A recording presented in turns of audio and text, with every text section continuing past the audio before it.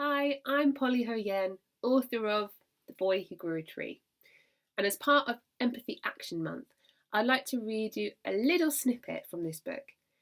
Now, I've chosen a passage where the main character, Timmy, is returning to what he suspects is a magic tree that only he knows about. He discovered it in an abandoned library, growing within the floorboards in a place where it should never have been able to survive, let alone flourish, but it seems to be growing at an incredible rate. He's been caring for it, he's been tending to it, but he's had to be apart from it for a little while. So in this scene, he's going back to see it, but because he's been away and no one else has been looking after it, he knows immediately that it's not quite right.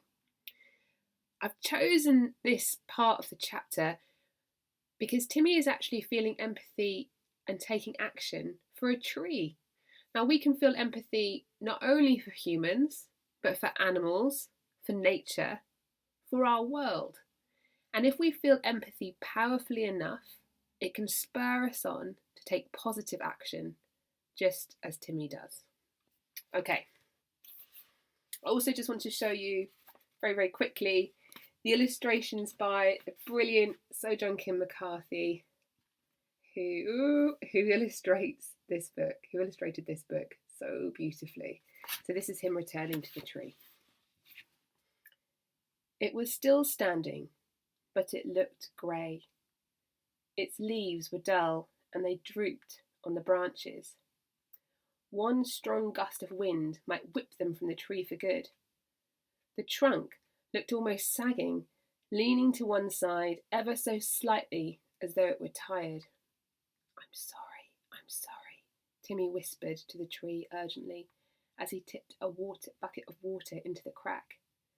He hoped that the tree might start to look better immediately, but it continued to look withered and weak. It didn't even seem to Timmy like it was talking back to him anymore, but he spoke to it anyway. Do you need more? He asked it. He filled the bucket again and gave it another long drink, and then he went to the window on the other side of the library that was not by the road, so people wouldn't be able to look in, and pulled the curtain open a bit more, so more light fell onto its branches. The curtain was stuck at first, but Timmy tugged it until he managed to pull it open wide. The sun's rays filled the room, and when Timmy looked back at the tree, he thought it already looked a little bit greener than when he first came in. Are you feeling better? Timmy asked the tree. Have you had enough to drink? The way he'd always been able to tell when one of his pots in his little garden, if they'd had enough water, was by feeling the soil to see if it felt damp and looked black with moisture. But here in the library, he couldn't see any soil, just the crisscross of the floorboards.